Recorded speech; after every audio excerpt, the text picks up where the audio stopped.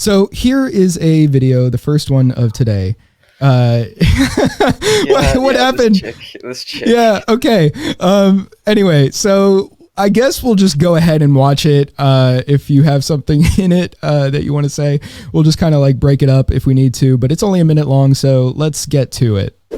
You know what? While we're on the topic of how white people are just f***ing the world up for everyone, you're not one of the good white people. There are no good white people. There it is. There are only anti-racist white people and racist white people. Anti-racism is a lifelong project, and the end goal is not for you to be good. It's for society to be good. Decenter yourself. Do the work. It's hard. You're going to get it wrong. But if you are not out there every day actively trying to understand, you're not a good white person. Stop patting yourself on the back. Stop congratulating each other. Stop separating us from the bad white people. Don't sit out there in comments and say, we don't claim them. We are them. We are them. We are the ones shooting up schools. We are the ones raping people. We are the ones enslaving people. We are. We're them. Yeah. So, first thing, racial collectivism right there. I mean, is she going to admit to it? Like, is she going to get convicted? Like, is she going to turn herself in for all those crimes? But it's like, this is the original sin right here.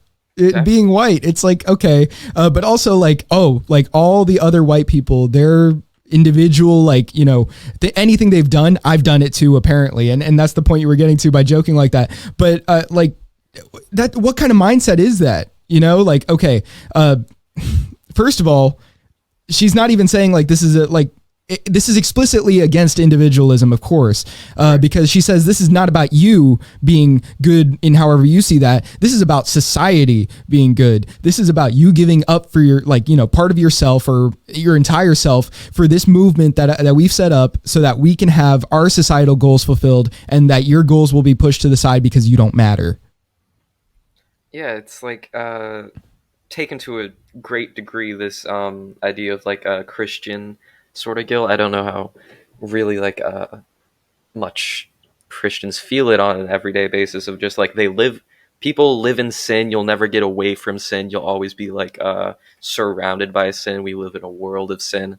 And to a great degree that can make you feel guilty about yourself in that sort of way. And there's the equivalent to this in you're racist, you'll always be racist, you live in a racist world.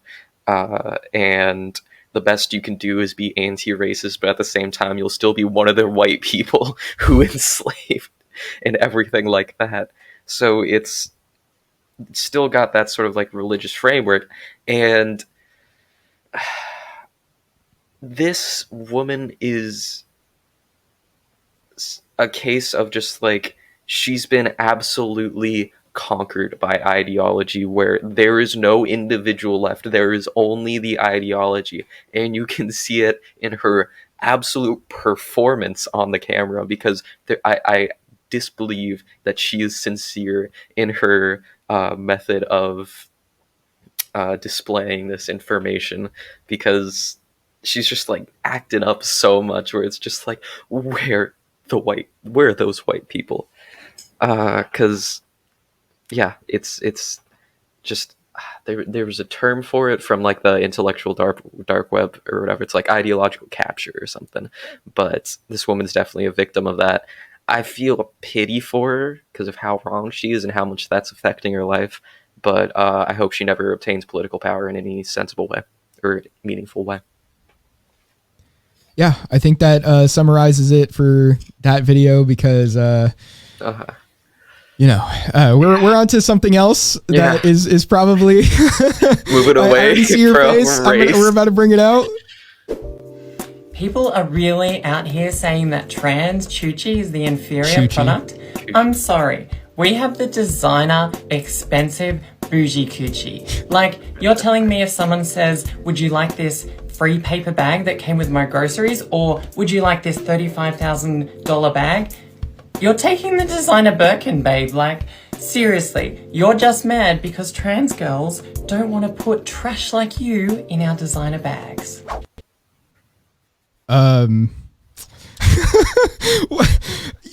Okay, so I'm just gonna go real quick with a tweet I saw from Tim on this, Tim Pool, and he said that do you want to place your penis inside a sex organ that facilitates reproduction, or do you want to stick it in your penis into a wound?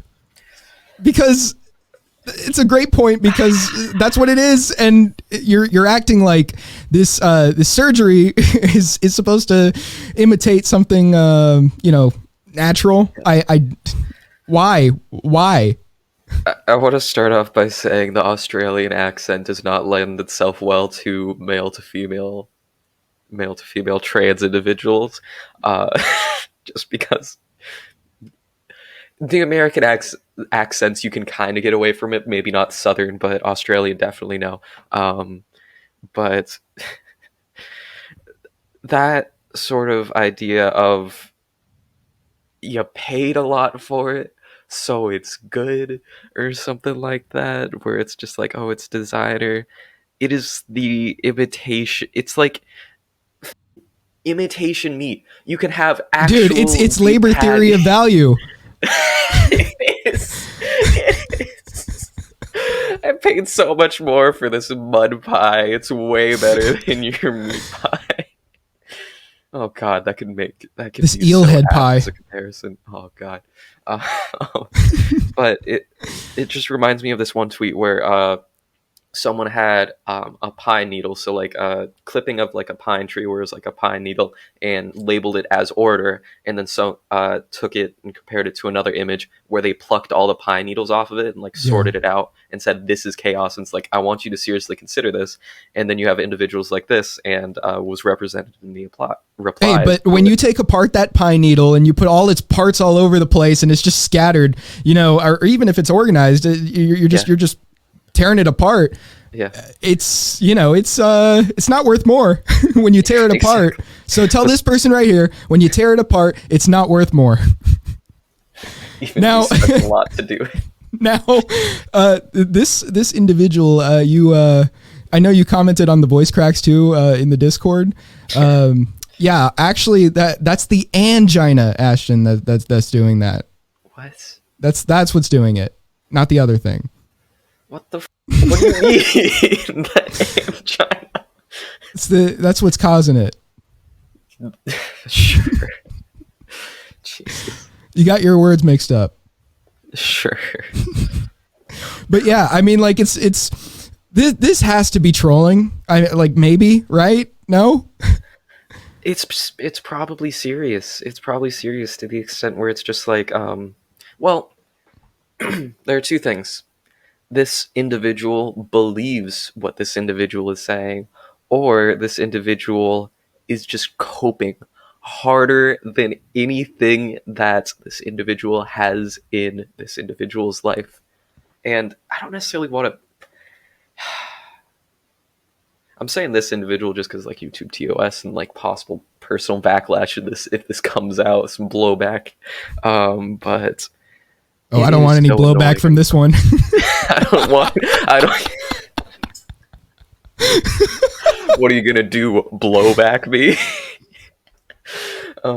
Well, you're gonna need to put something on at that point for that. Can't do it anymore. Please wear rubber. Please wear protection. God.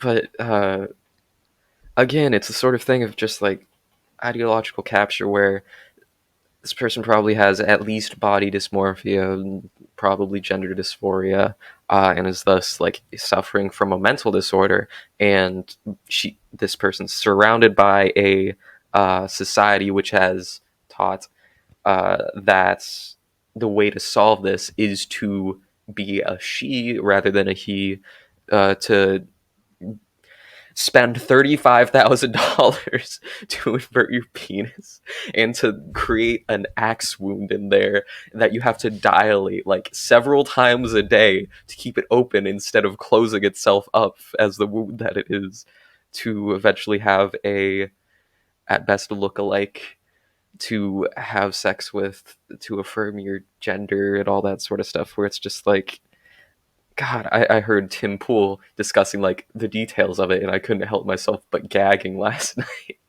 just because he was covering a similar story to this. But It's pitiful. It's sad. It's sad, the state of the world. Yeah, so I mean, like, this video gives off, you're mad that you can't get laid. You know, I usually try to do it to people that are like mad about other things, but like you're literally saying like, oh, I spent $35,000 and guys don't want to sleep with me. Like, you're literally just saying it on camera. Yeah. So I don't know, go for it, I guess. Well, with that being said, we are going to go to another video that I think really does display another aspect of how this is, you know, a very cultish group. I will no longer call a person queer if I don't see them participating in queer politic. You're gay, sure, you're gay. That is not the same as queer. If you haven't put a mask on in a week, not queer. You're just not queer. It's You're true. not.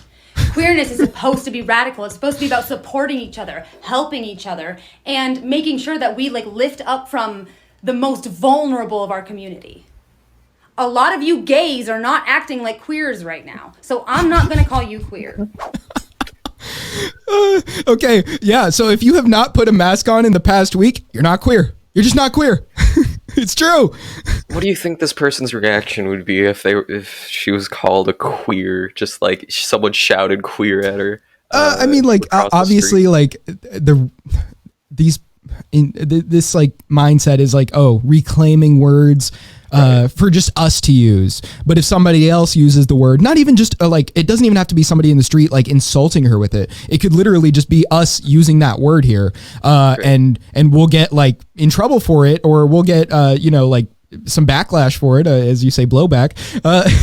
But it's just like they're not okay with that sort of thing being used. Like, you know, like well, I don't know if I could say it here, the R word. I don't know if I could use that on here and not get like demonetized. I don't know anymore. The F word, obviously. I know I probably, I don't know. But yeah, it's just those sorts of things that's like, okay, well, we have been oppressed, so we can use this terminology. We're going to limit what you can say because you haven't been through the same things as us.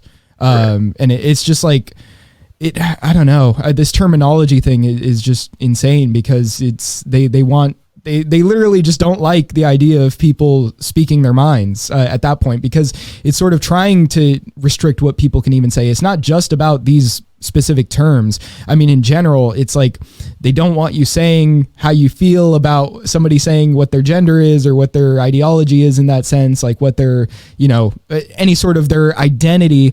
If you say something that maybe isn't favorable to what the consensus is on it, you're going to get definitely like, you know, they're just not going to be so happy about that. And you're going to be in today's world, you know, like there might be some consequences.